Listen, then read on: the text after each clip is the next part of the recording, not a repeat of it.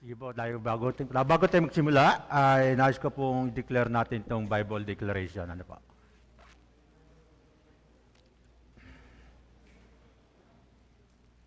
So, in the count of three, ay declare natin ng sabay-sabay. 1, 2, and 3. This is my Bible. This is the Word of God. I am what it says I am. I have what it says I have. I can do what it says I can do. Today, I will be taught by the Word of God. I boldly confess, my mind is alert, my heart is receptive, and I will never be the same again. In Jesus' name, amen and amen and amen.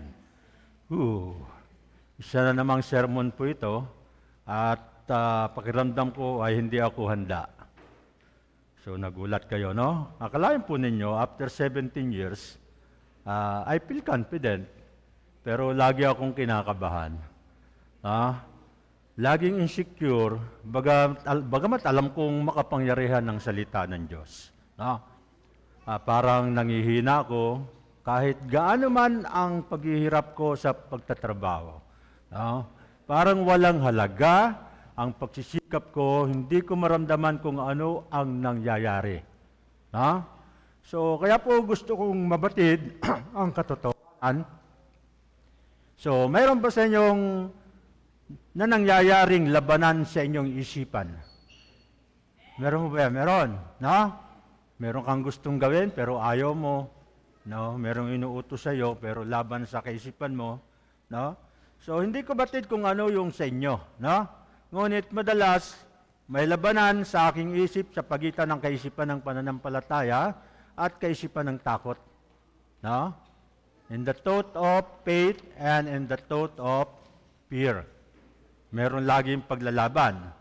Dahil madalas gusto kong magtiwala sa Diyos, ngunit bakit gusto ko rin kontrolin ang lahat ng bagay? No? So, baka katulad din kita, yung katabi mo. So, maring lumalakad ako sa isang sandali na ang pakiramdam ko ay puno ako ng spiritual na pagtitiwala na ang Diyos ay kasama ko. At siya ay para sa akin at tinawag niya ako. Ngunit, ilang sandali lang ay puno ka na ng alalahanin, no? At parang parisado ka na, no? Walang kapayapaan, no? Ito yung pumipigil sa iyo upang magawa mo yung mga bagay na gusto mong gawin. Ano po yung natuklasan ko na ang isip ay isang lugar ng labanan? Yung isip po natin, no? Battle. Nandiyan yung labanan. So, kasi po, karamihan sa mga labanan sa buhay ay nananalo o natatalo sa iyong kaisipan. Di ba? Dahil sa iyong isipan.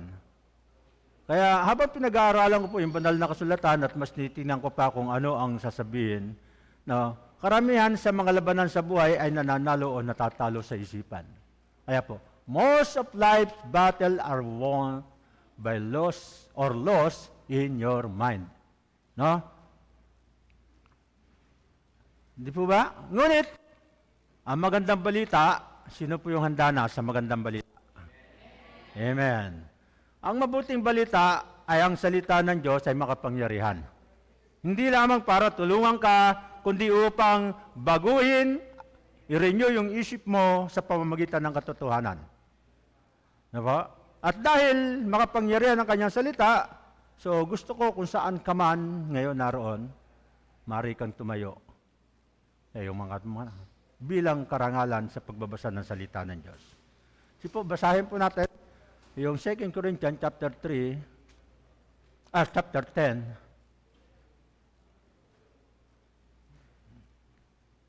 Diba? Verse 3 hanggang verse 4.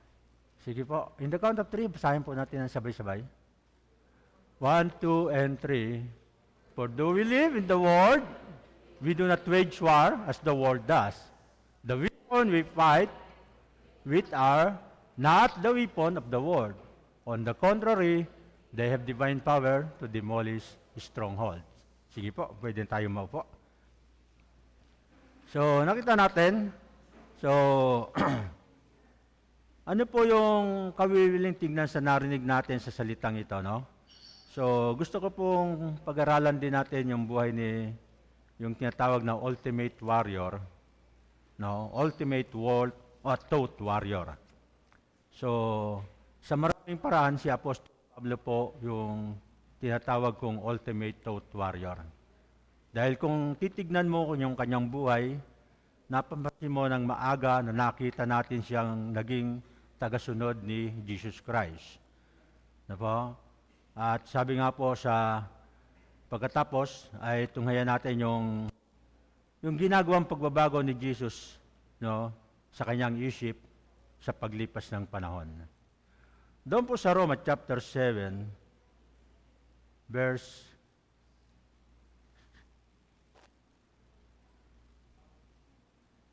Roma chapter 7, verse 15, 23 up to 25.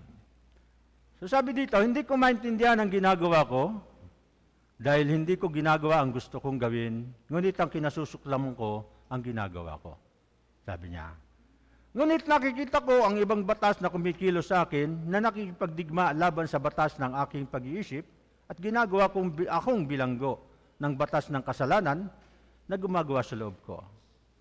Kaya sabi niya, anong kahabag-habag na tao ako, sino ang magliligtas sa akin mula sa katawang ito na napailalim sa kamatayan? Kaya sabi niya sa verse 25, salamat sa Diyos na nagliligtas sa akin sa pamagitan ni Yesu Kristo na ating Panginoon. Kaya nga ako mismo sa aking pag-iisip ay alipin ng kautusan ng Diyos, ngunit sa aking makasalanang kalikasan ay alipin ng kautusan ng kasalanan. So napakatindi nang nangyayari kay Apostol Paul, no? Di ba? So, pinagdaanan na natin to, itong mga verses na ito, no? So, noong ilang linggo, at makita mo yung labanan sa kanyang isipan. Sabi niya, ang mga bagay na gusto kong gawin, hindi ko ginagawa. No? So, meron bang nakaka-relate dyan? Baka gusto mo magbasa ng Bible, hindi ka makapagbasa. No? Sinasabi niya na ang mga bagay na ayaw kong gawin, natatapos kong gawin. Ang mga bagay na gusto kong gawin ay parang hindi ko magawa. No? At halos mabaliw siya sa mga iniisip niya. So, obserbahan natin yung pagunlad niya sa buong buhay niya sa ministeryo habang natututo siyang makipagdigma laban sa mga kasinungalingang umaatake sa kanyang isipan.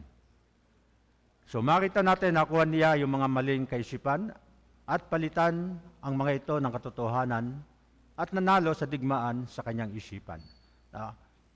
So, ito ang sinasabi ni Apostol Pablo. Sabi niya, sapagkat bagamat tayo ay nabubuhay sa mundong ito, hindi tayo nakikipagdigma gaya ng ginagawa ng makamundo o ng makasanlibutan. So, ang mga sandata na ating pinanlalaban ay hindi mga sandata ng mundo.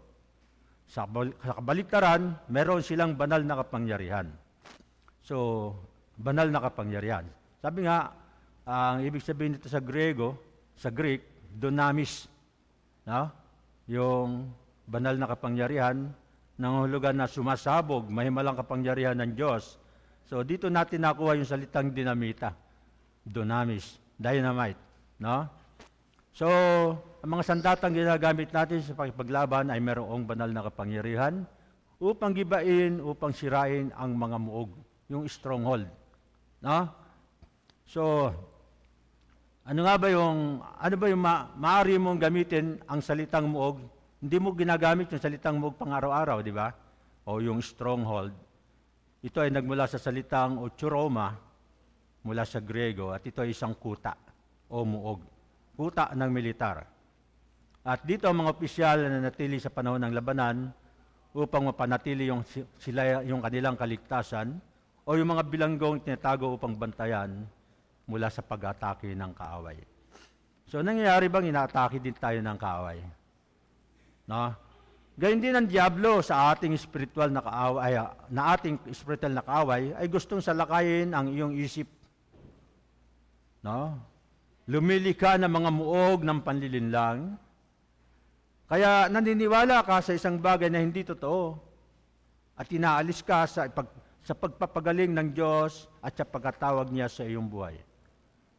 So, ganyan ang Diablo, no? So what is the devil? Ano ang ginagawa ng diablo? Sinusubukan ng diablo na hubugin ang iyong pag-iisip. Sabay-sabay na kasinungalingan hanggang sa ikaw ay bilanggo ng panlilinlang. So ano ang sinasabi sa iyo ng diablo? Hindi mo mapagkakatiwalaan ng mga tao. Hindi ka magtatagumpay. Lagi ka masisira. Hindi ka magkakaroon ng magandang relasyon. No, hindi dinidinig ng Diyos ang iyong mga panalangin. Walang pakialaman Diyos sa iyo. No? Hindi ka kailanman nakagagawa ng kakaiba. Hindi ka magkakaroon ng halaga. So, ganyan ang sinasabi ng diablo sa iyo. So, paano tayo makipaglaban sa ating isipan? Isip ang kalaban natin. No? Ano sabi? Sinasabi sa 2 Corinthians chapter 10, verse 4 and 5. Sa halip ang kapangyarihan ng Diyos ang aming armas, iyon ang aming ginagamit na panlaban sa mga maling pangangatwiran ng mga taong mapagmataas at ayaw maniwala sa mga turo ng Diyos. Sabi niya, sinisira namin ang kanilang maling pangangatwiran na tulad ng matibay na pader na humahadlang sa kanila na makilala ang Diyos. Kinukumbinsi namin silang masundin ang mga utos ni Kristo. So, ganyan makipaglaban ang mga Kristiyano, no? So, ano ang gagawin natin? Sa tulong ng Diyos, binibihag natin ang bawat isipan, ang bawat iniisip at ginagawa natin. At ginagawa natin itong masunurin kay Kristo. Kaya ba natin yung ating thought? Bihagi natin? At gawin nating sumunod kay Kristo? Amen? So, ang tamang kaisipan, nagtatagumpay sa labanan. Yan po ang title ng ating mensahe ngayon.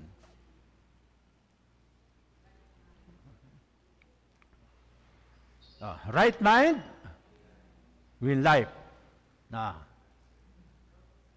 So, alam na po natin, ang tamang kaisipan ay nagtatagumpay ng buhay. Can I ask you to bow your head? Close your eyes. Feel the presence of our God.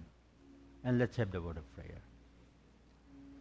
Aming amang sumasalangit, aming inihiling na sa pamamagitan ng kapangyarihan ng iyong buhay na salita, iyong baguhin ang aming isipan at ilagay sa katotohanan.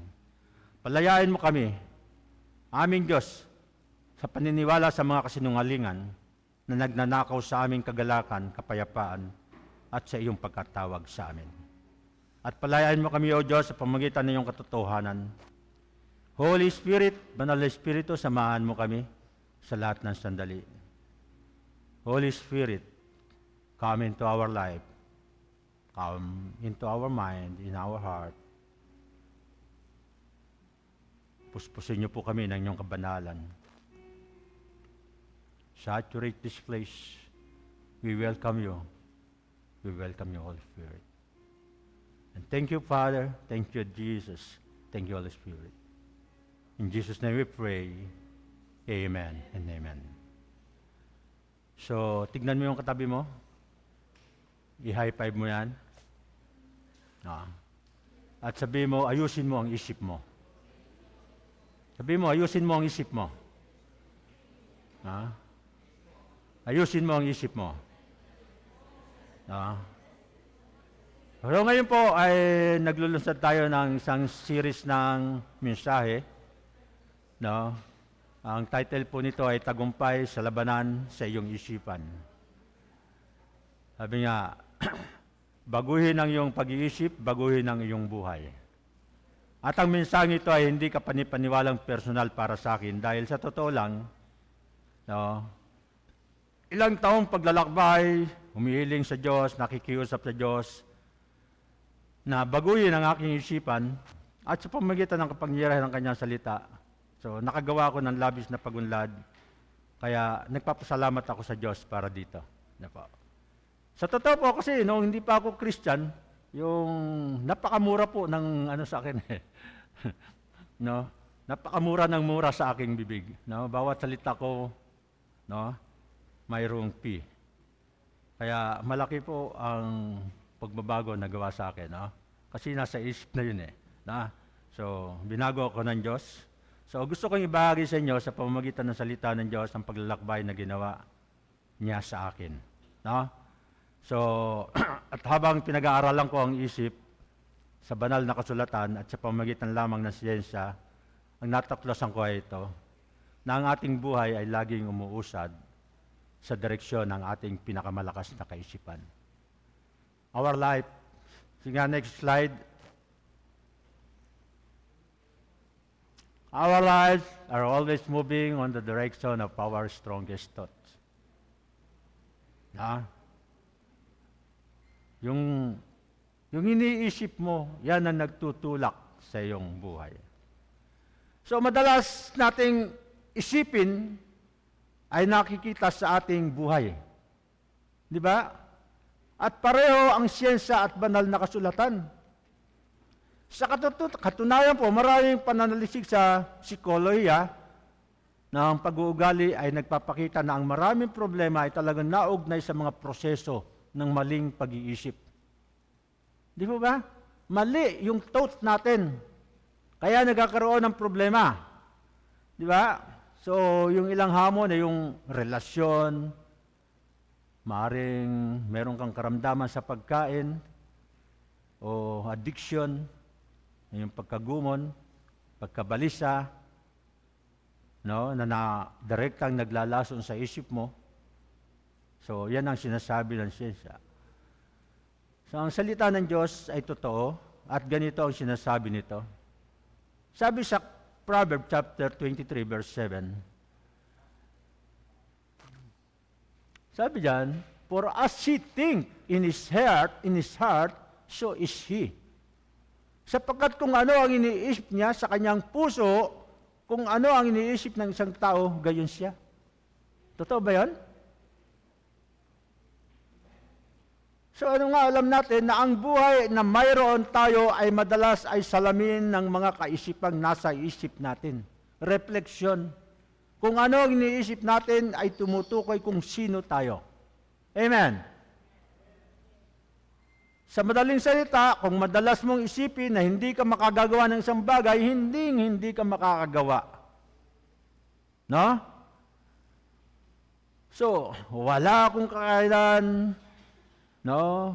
Mahina ako, malamang hindi mo magagawa. So, kung sa tingin mo ay kaya mo, sa awa ng Diyos, malamang na magagawa mo. With the help of God. At kung alalahanin mo ang iyong mga problema, ang mundo masama, lumalala na ang kalagayan ng ating bansa, alalahanin mo lang, hindi bansa ang may problema, hindi politiko may problema, tao. Na, ang iyong mga problema ay magiging mas lalong lumalala, lalong nakakalula. Ngunit sa halip kung naghahanap ka ng ilang mga solusyon, kung naniniwala kang maaari kang magkaroon ng pananampalataya, makakahanap ka ng ilang mga solusyon at makikita mong magkakaroon ng buhay ang iyong pananampalataya. At kung palagi mong naramdaman na ikaw ay biktima, malamang ikaw ay magiging biktima. No? Kung sa halip naniniwala ka na maaari mong madaig sa pamamagitan ng kapangyarihan ni Kristo na nasa loob mo, maaari mong madaig. Di ba? Sa napakarami pagkakataon, ang buhay na mayroon tayo ay refleksyon ng ating kaisipan. Salamin. Di ba? At ang gusto kong gawin ngayon, gusto kitang hikayatin sandali. Saglit. Para lang tumigil at isipin kung ano ang iniisip mo. Sino yung nandyan pa? Sino yung nariyan pa? Parang walang makasagot. Parang nawawala na kayo sa presensya ng Panginoon. So, mag-pause muna tayo. Isipin natin yung mga nasa isipan natin. Kaya po, hinihikayat kayo, magkaroon tayo ng thought audit. No? Salikskin muna natin yung ating kaisipan. Baka nawawala na kayo sa presensya ni Pastor. No, iba na yung, no? So, May tatlong iba't ibang kategorya na subukan upang matukoy kung saan ka talaga mahuhulog sa mga listang ito. I want to, ang una, contrasting your mindset. Na? Contrasting your mindset. So, life we have is a reflection of the thought we think. Contrasting. Sabi nga, larawan ka ba ng nag-aalalang kaisipan? Ganyan ka ba? Yung kaisipang gulat, yung kaisipang may pagkabalisa, takot, no? At sabi mo na yung iniisip ay karaniwang nilalarawan ng pagiging puno ng kapayapaan. O ganoon ka ba? Yung pag-iisip mo ay puno ng kapayapaan? Magsisimula tayo sa kalimang. May posibilidad ka bang gumigising na ang iyong isip ay dinadala ng takot? Ay, trabaho na naman. Ay, malilate na naman ako. Ay, makakakita ko na naman mga taong galit na galit ako. Di ba?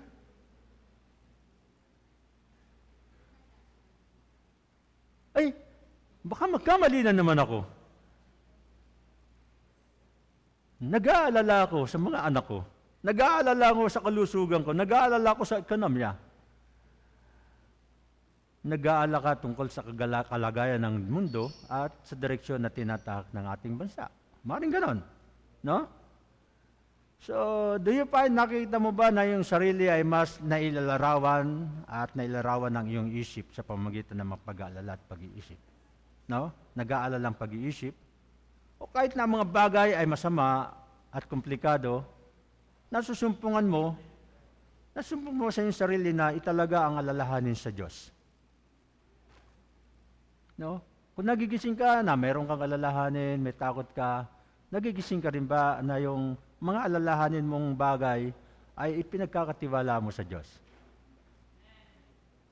Lord, this is the Lord you had made. No, at kinikilalang mayroong kapayapaan na higit sa lahat ng kakayahan ng tao na maunawaan. There is always peace. At naramdaman mo sa kanyang presensya, naramdaman mo yung kanyang presensya, yung kanyang kabutihan, yung kanyang espiritu na kasama mo, kahit na mga bagay hindi parang gusto mo.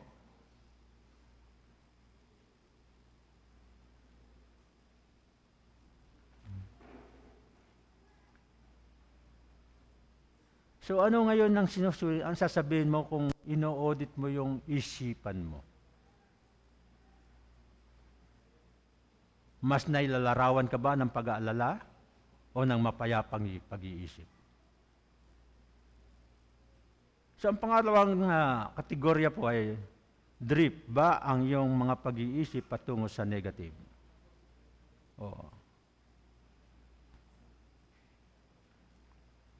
O naaanod ba sila patungo sa positive?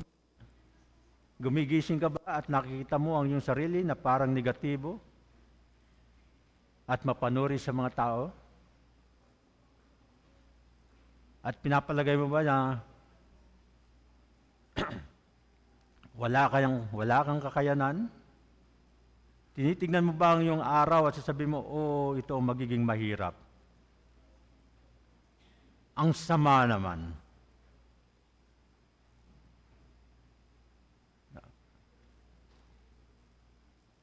Sasabihin mo, lagi kang abala at kulang ang oras para maglibot o nagiging agresibo ka na, may positibong pananampalataya.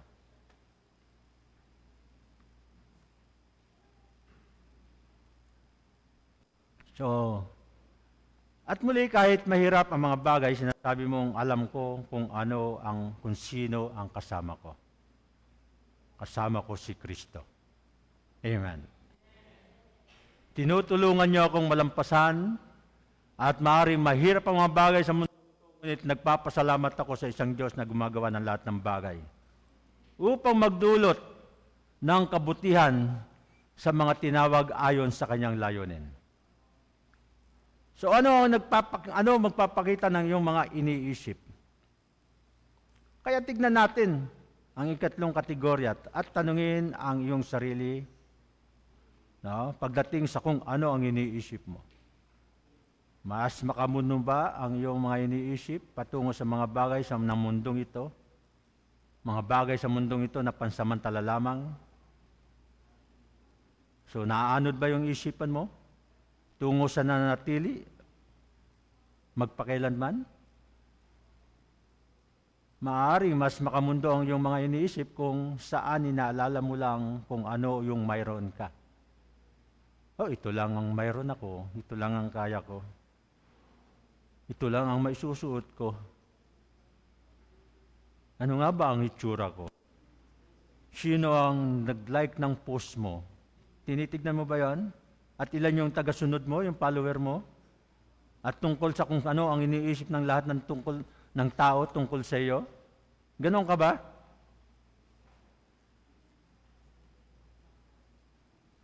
Na kung saan ay binigyan ka ng Diyos ng isang buhay upang maging katiwala, di ba? At mga espiritual na kaloob upang maggamit.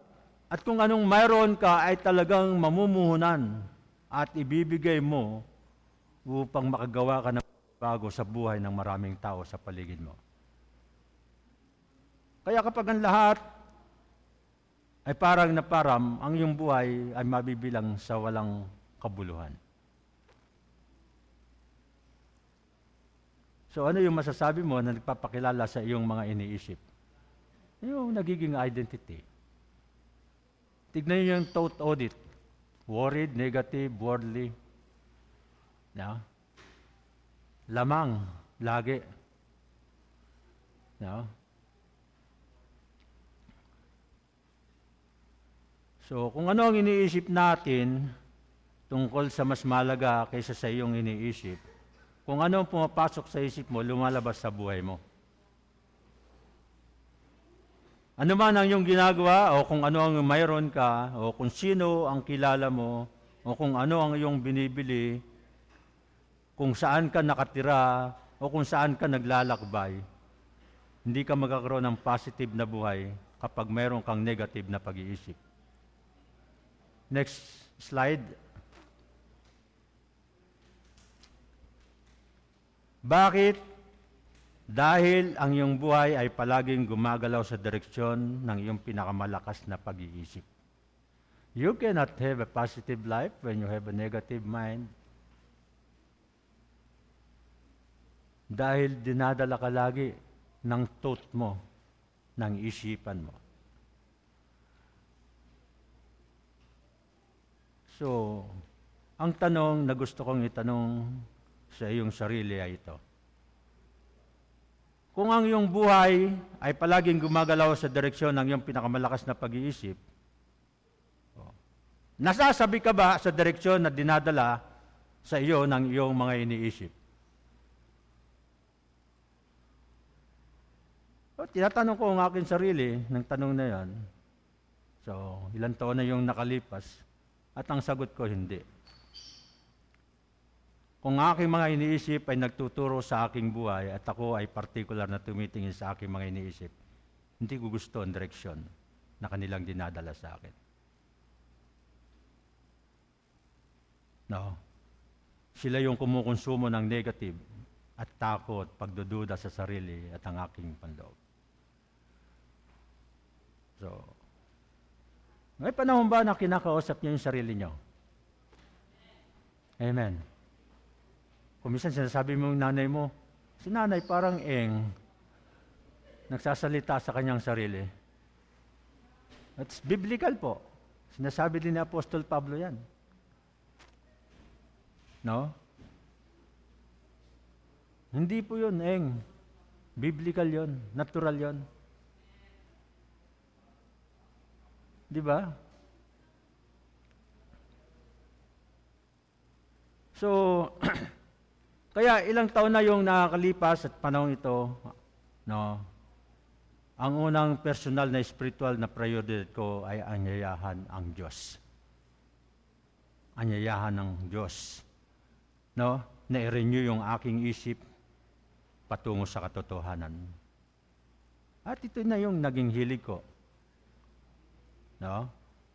At kailangan kong ilabas ito sa inyo ng pagpipreach, pakikipag-usap sa aking kapwa.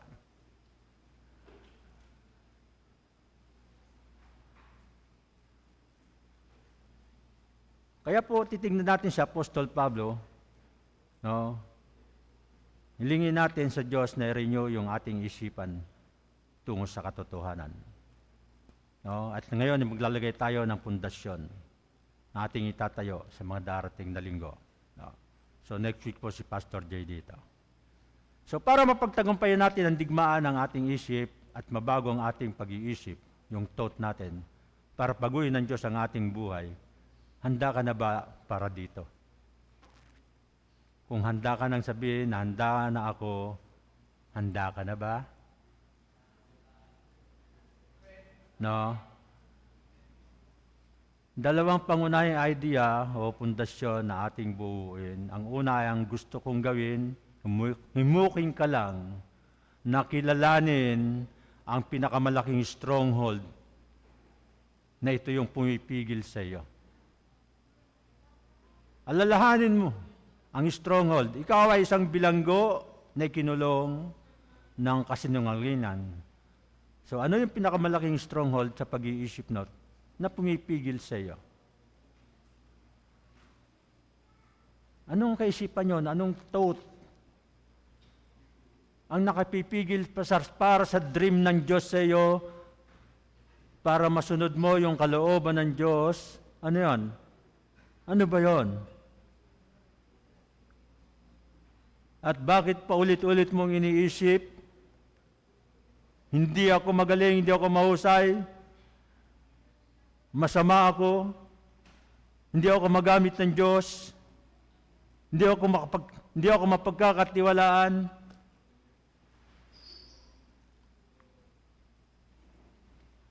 Hindi na ako pumapayat, no? Hindi ako mahusay humawak ng pananalapi. Hindi ako maging malapit sa Diyos. Wala akong mapasukang trabaho upang makatugon sa mga bagay na gusto ko. O ang lahat ng relasyon ay lagi kang nasisira. Kaya po, kung matatakpuan mo yung sarili mo, na-identify mo yung negative thought, ang gusto ko po, you have to embrace the reality. Yakapin natin yung katotohanan ng yung negative thought. They are changing, binabago niya yung chemical makeup ng yung brain. No? Natawag sa neurochemical. Nagbabago sa iyong katawan. So kapag nag-iisip ka ng isang positive na pag-iisip, nakakakuha ka ng isang hakbang sa kapakinabangan. No? So, sabi nga,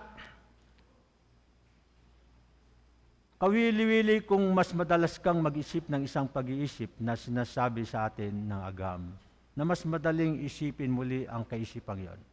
Di ba, yung iniisip mo, lagi mong iniisip. Sa sandaling mag-iisip ka ng isang pag-iisip, lumilika ka ng neural pathway sa iyong utak. At na mayroon tayong bilyong-bilyong neural pathway sa ating utak.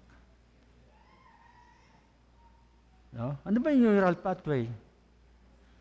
Kung naniniwala ka sa isang kasinungalingan sa loob ng mahabang panahon, nagsisimula ka maapektuhan na parang totoo ang kasinungalingan. No? Naiipit ka sa gulo. Isipin mo ito.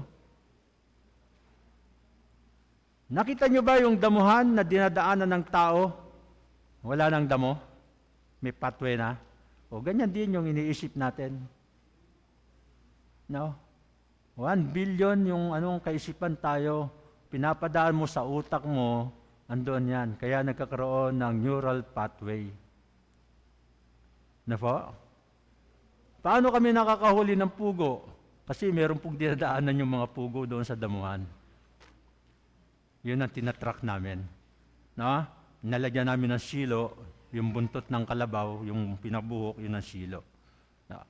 So, tayo, kapag habang nag-iisip tayo kung ano yung iniisip natin, gumagawa tayo ng neural pathway sa ating utak. Amen?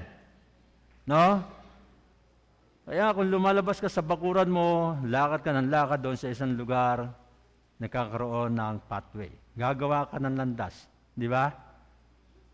So, sa tulong ng Diyos, ang gagawin natin ay i-renew yung ating isipan. Lalayo tayo sa lumang landas na yon. At kung mananatili ako sa landas na yon, sa loob ng 100 araw, ano ang mangyayari? Di ba? Kung hindi na ako dadaan doon sa loob ng 100 araw, lalago muli ang damo. Di ba? Ibig sabihin,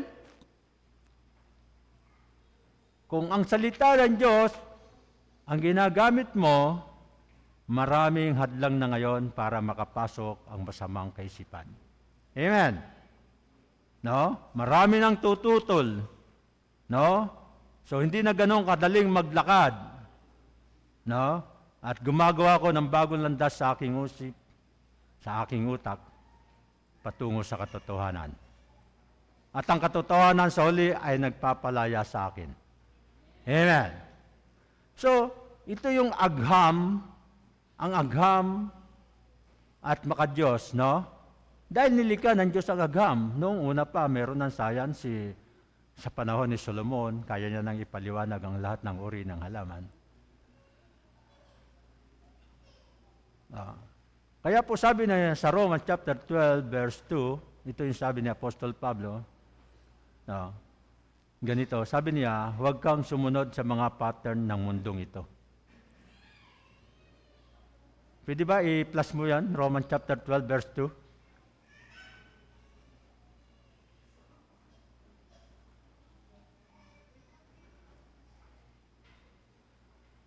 Romans chapter 12, verse 2. Okay. Do not conform to the pattern of this world, but be transformed by the renewing of your mind. Then you will be able to test and approve what God's will is, His good, pleasing, and perfect will. So, maaaring sabihin natin na parang huwag kang makiayon sa maling paraan ng pag-iisip. Mag-transform ka. Paano? Sa pamamagitan ng pagpapanibago ng iyong isip. No? So, tayo po ay lumalayo sa mapanira, negatibong mga landas at lumilika tayo ng bagong landas ng katotohanan. Hindi ko alam kung paano ito mangyayari sa buhay mo. Ngunit marahil, ang iyong landas ay ito. No?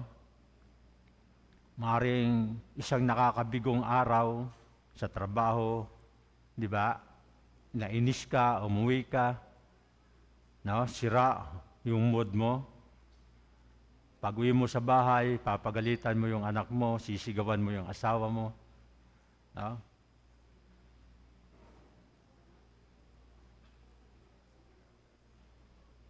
Di ba? Ganoon ba yon? So, ano yung gagawin mo? Lumayo ka sa landas na yon. Nakuha mo ang pag-iisip na yon at maaari kang magbilang ng 3. You count. Up to 100. Up to 110. Magdasal ka. At sa halip ay lumakad ka sa ibang daan. Lumapit ka. No? Mag-sorry ka. At yakapin mo. At binago mo na yung tono ng pananalita mo, ng buhay mo sa pamamagitan ng pagbabago ng landas. Landas ng kaisipan. O baka masama ang loob mo sa iyong sarili, no? Sarili mo na kinasama mo. At kaya kapag masama ang pakiramdam mo tungkol sa iyong sarili, ikain ko na lang to. Di ba? Ang masama nito, iinom ko na lang ito. No? Ang masama nito, itsyungki ko na lang ito. Di ba? Oh, dahil masama yung loob mo, mabitang kalooban mo, dumaan ka na lang sa frigidaire, binuksan mo yung freezer, nakakita ka ng ice cream, ito na lang, para lumamig ang ulo ko. Ay kaso mo lalong sumama, inubo ka naman. Di ba? So, lalong lumala. So, lumalakad ka sa harap ng bakuran mo, kailangan lumakad ka sa harap ng bakuran mo. Mag-exercise ka. Di ba? O kapag nag-exercise ka, nakakakuha ka ng ilang dopamine, ilang adrenaline, lumalakas ka. Di ba? Mas maganda ang pakiramdam mo tungkol sa iyong sarili at tumilika ka ng isang bagong landas. Nalis mo na yung lumang landas. Ganito ka ba? Kapag na-bored ka, nainip ka, nainis ka, anong ginagawa mo?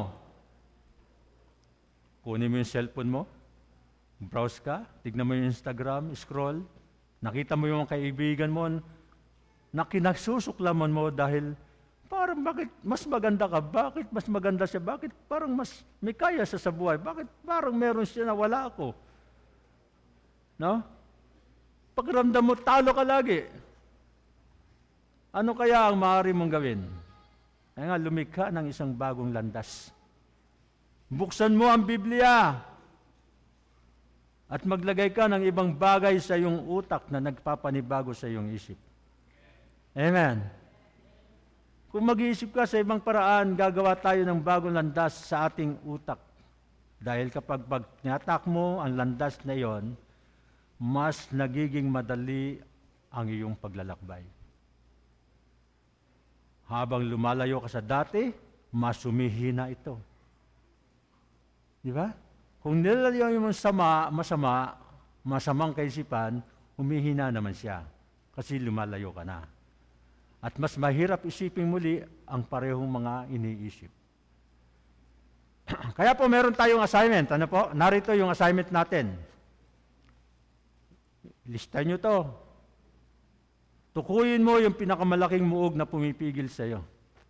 Ano ba yung napalaking stronghold, the biggest stronghold sa buhay mo? Huwag mo sabing mahirap ka. Kaya mong gumawa ng paraan para makapag-aral ka. Si pastor, araw-araw gumagawa ng paraan nung bata pa para makapagtapos ng pag-aaral. Isa lang po, hindi natin tatalakayin yung napakaraming bagay. Na magsimula po tayo sa isa. Ano ito para sa iyo? Assignment niyo yan next week. No? So, ano ito para sa iyo? Maaari kang makipagdigma sa identity at maaari mong maramdaman na hindi ka kaibig-ibig. Di ba? Isa na yon. O baka maling naniniwala ka dahil itinakda mo na sa kaisipan mo. Hindi ako maging sapat. I'm not enough. Hindi ako karapat-dapat sa anumang mabuti. Maaaring tinakda mo yung sarili mo. No? Nariyan ang mayroon at wala ka. Wala naman ako. Ako ay isang walang wala. Pakiramdam mo ay walang magawa, walang pag-asa, walang halaga. Parang ang buhay ay walang kabuluhan. Kaya po, kilalanin mo ang isang muog, pangalanan mo ito.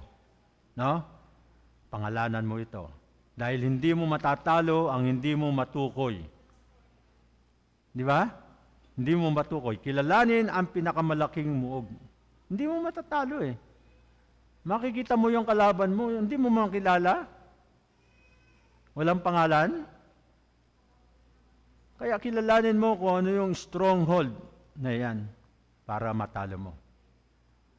Ang pangalawa, second part, yung assignment mo, name the truth that demolished that stronghold.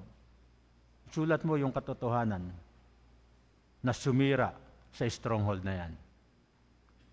Name the truth that demolished that stronghold. Kaya pangalanan mo ang katotohanan, di ba? Pangalanan mo yung katotohanan na gumiba sa muog na yan. Bakit ba mahalaga ang katotohanan? Dahil sinabi ni Jesus sa John chapter 8 verse 32, sabi niya, malalaman mo ang totoo at ano ang ginagawa ng katotohanan. Ang totoo, pinalaya ka nito. Pinalaya ka na ni Jesus. Ang kasinungalingan ay naglalagay sa iyo sa spiritual na pagkaalipin. Di ba? Hindi mo kaya yan. Marunong sila, matalino sila. No?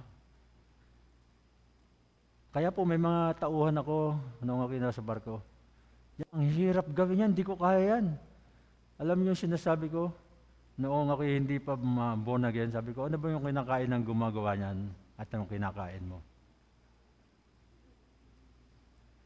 Pero ngayon, ang sinasabi ko, magbasa ka ng Bible para magkaroon ka ng kaalaman. Malaman mo yung katotohanan. So hindi tayo alipin. Kaya po ang ilan sa atin namumuhay batay sa kasinungalingan at malalaman mo ang katotohanan at ang katotohanan magpapalaya sa iyo. Tandaan mo yan. No? Tandaan mo yan. Yan ang magpapalaya sa iyo. Kaya kung alam natin yung istorya ng elephant, ano? Yung bata pa, yung elephant, yung tali niya maliit. Hanggang sa lumaki, ganoon pa rin kalaki yung tali niya. Pero hindi niya kayang putulin kasi yung nasa isip niya, hindi niya kaya.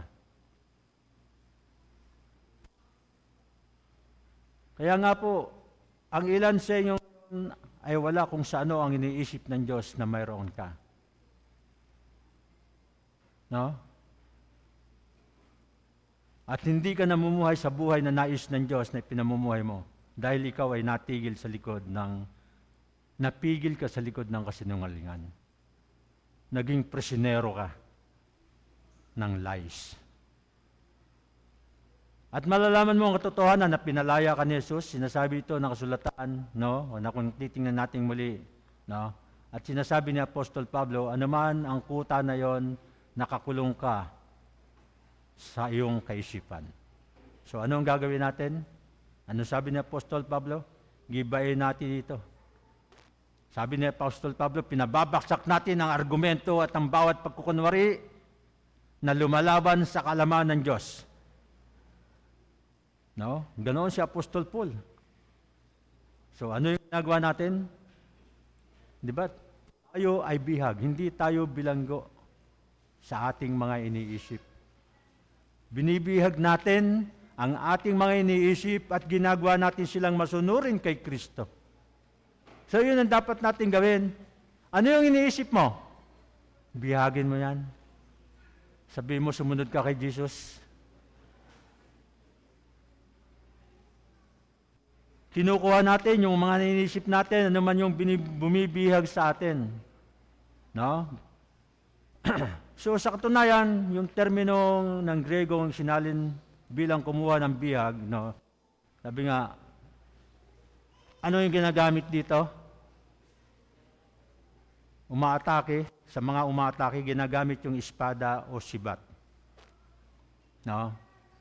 So, kapag pinag-uusapan ng mga sandata na ating panlaban, ay hindi mga sandata ng mundong ito. Dahil sabi sa Efeso, na mayroon tayong spiritual na baluti.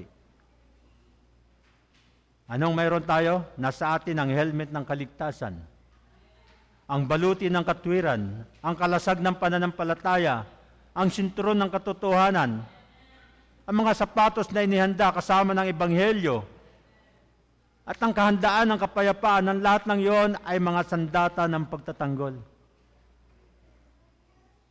So, may magagawa pa ba sila? And meron din tayong mga offensive na sandata. We have offensive weapon. Now, ano yung offensive weapon? Tabak ng Espiritu na siyang salita ng Diyos. Ang salita ng Diyos ang nagpapalaya sa atin. Ito ay ang kanyang makapangyarihang buhay na salita ng Diyos na mas matalas kaysa sa alimang dobleng talim na tabak at pinuputol nito ang mga kasinungalingang nakaaway. So ipinabaya nating bihagi ng salita ng Diyos ang anumang kasinungalingan na bumibihag sa atin. Yun ang dapat, no? So ano yung muog, ano yung stronghold sa buhay mo? Ano yung nagiging babaw na kasinungalingan na sinusubukang gamitin ng spiritual na kaaway para sirain ang iyong pananampalataya. So, kaya nga, pinapatay yung relasyon mo sa Diyos, yung masarap na relasyon mo sa Kanya, na dapat mayroon ka. Ano yung stronghold? Ano yung kuta? Ano yung muog na yan?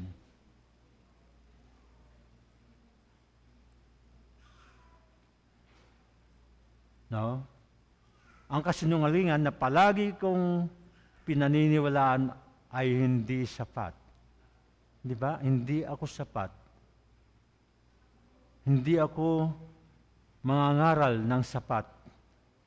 Hindi ako makapangaral ng sapat na sermon. Hindi ako magiging sapat na matuwid para pumunuan ng simbahan. Maaaring ganon.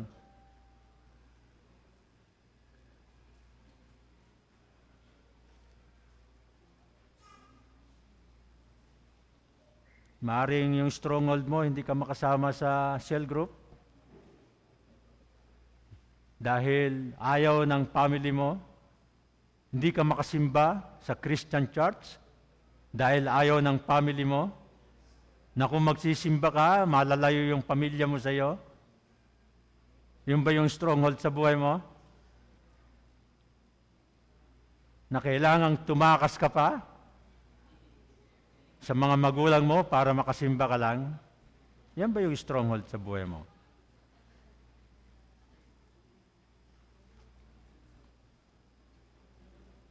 So, sa akin po, hindi naging stronghold yon nung aking maging Christian. Hindi naging stronghold sa akin ng magulang ko, hindi ko inintindi yung mga kaibigan kung ayaw nilang sumama sa akin bilang Kristiyano. Dahil mas malaki ang family ko dito sa simbahan. No? Maraming challenges. No?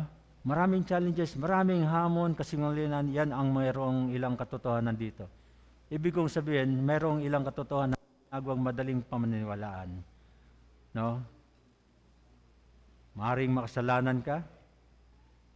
So, nagkakaroon ng limitasyon ng buhay mo. Pero salamat. No, hindi ako kailangang aasa lamang ng nasa loob ko. No? May kapangyarihan na higit pa sa akin, ganap at kumpleto. Higit at sapat. Kaya ito ang katotohanan, di ba? Sabi ito po yung nasulat sa 2 Peter chapter 1 verse 3.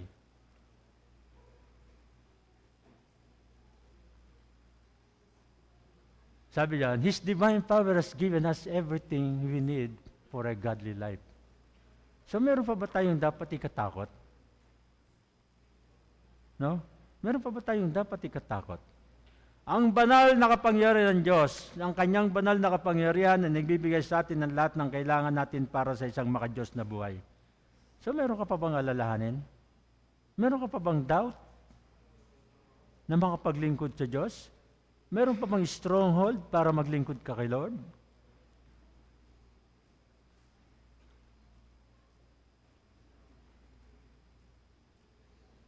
Isa personal natin ito. Ibinigay na sa atin ng banal na kapangyarihan ng Diyos ang lahat ng kailangan nating para gawin yung mga bagay na dapat nating gawing ipinagagawa ng Diyos sa atin.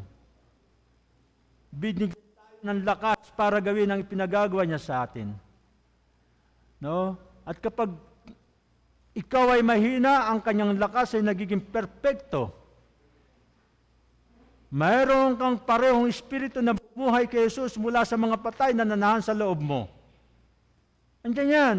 Ang kanyang buhay na salita ay kilos. Kaya nga, magagawa ko ang kanyang pinagagawa. Ang kanyang kapangyarihan na nandyan para sa akin, para sa iyo. Pag wala ako, no, lahat ng aking kailangan, ibinibigay ng Diyos. Sapat. Ano mang kailangan ko para sa buhay at kabanalan. At alam ko yung katotohanan. Ang katotohanan na magpapalaya sa akin. Gayon din sa iyo. So ano po yung nag-aalis sa kasinungalingan? Ano yung nagtutulak sa kasinungalingan? At ano ang katotohanan na magpapalaya sa iyo? Bakit iniisip mo na hindi mo magawa ang lahat ng bagay? Hindi ko magagawa ang lahat. Ngunit sa pamamagitan ng iyong salita ay magagawa ko ang lahat ng bagay sa pamamagitan ng aking tagapagligtas na si Jesucristo, na siyang nagbigay sa akin ng lakas kapag ako ay mahina, pinalalakas niya ako. Amen. Baka pakiramdam mo, hindi ka magiging kaakit-akit o hindi ka maging kaibig-ibig. Dahil masama ang itsura mo, natatakot ka, binigyan ka niya ng regalo para gumawa ng mga pagbabago sa mundong ito.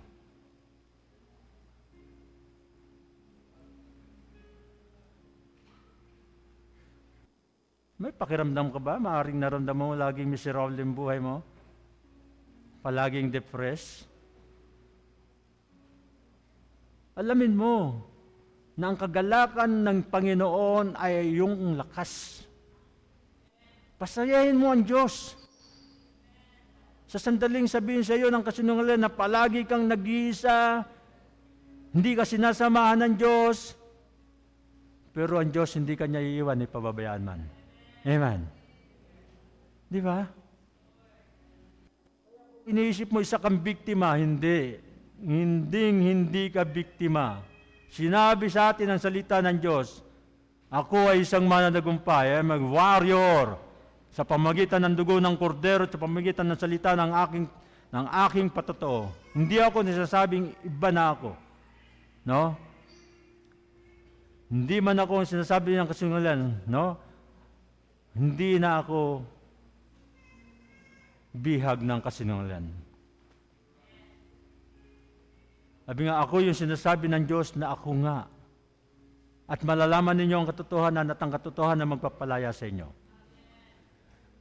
Sa iyong buhay, napakaraming paraan, napakaraming daan, gumagalaw sa direksyon ng iyong pinakamalakas na pag-iisip. Kaya ang buhay mo pabago-bago dahil yung thought mo pa iba-iba.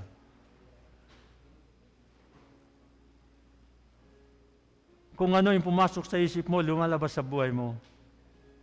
Hindi ka magkakaroon ng positibong buhay na puno ng pananampalataya kapag mayroon kang negatibong isipan na puno ng takot. Next slide. So, ano yung gagawin natin? Huhuliin natin yung mga kasinungalingan, no? Pangalanan natin, papalitan natin yung ng katotohanan at saka pangyarihan ng Diyos, no? Hindi ka mananatiling nakakulong sa isang bilangguan sapagkat hawak ni Jesus ang susi na nagpapalaya sa iyo. Malalaman mo ang katotohanan, ang katotohanan ay hindi lamang isang konsepto, ang katotohanan ay isang tao at ang kanyang pangalan ay Jesus Christ. Pinalaya ka na niya. Amen. No? I hope na-get natin ang mensahe. No? Hindi tayo nagpapaalipin sa mga kaisipan, sa thought natin. Si Jesus ang susi ng ating kalayaan. Linggo po na tayo magyuko ng ating mga ulo. Pagpikit ng ating mga mata, tayo po'y manalangin. Aming Amang nasa langit, hinihiling namin ngayon na sa pamagitan ng kapangyarihan ng iyong salita, yung salita ng katotohanan, hinihiling namin na baguhin mo ang aming isipan tungo sa katotohanan. Ama, dinadalangin ko ngayon na simulan mo ang isang gawain ng pagpapanibago ng aming mga isipan. At kinikilala namin na maaaring tumagal ng ilang oras upang i-renew mo ang aming isip. Kaya bigyan mo kami, O Diyos, ng pananampalataya na lakaran ang landas na ito kasama mo. At lumayo na kami sa mga lumang landas ng kasinungalingan at pangkawasak. At likhain mo, O Diyos, ang bagong landas ng katotohanan I-renew ang aming isipan. O Diyos, sinadalangin ko sa mga sumusunod na linggo na habang pinag-aaralan namin ang iyong salita at habang tinatalakay namin ito sa cell group at dito sa simbahan, na gamitin mo ang iyong salita. Tulungan kami sa pagbabago ng aming isipan. Baguhin mo, Diyos, ang aming pag-iisip, baguhin ang aming buhay. Kaya po ngayon, taas po natin yung ating mga kamay. Panginoong Hesus, sinusuko namin ang aming isipan sa iyo.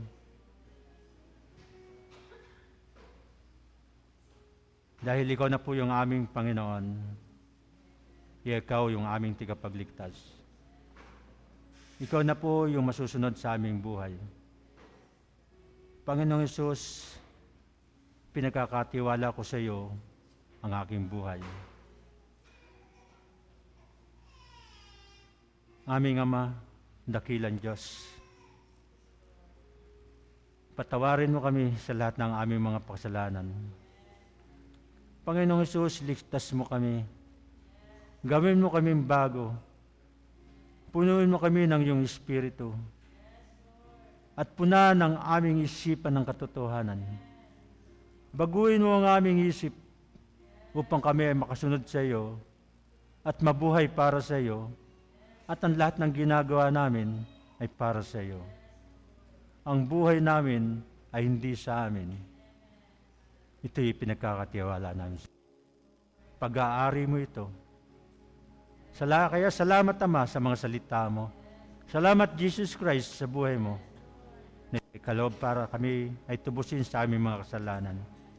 Thank you, Jesus. Thank you, Holy Spirit. Thank you.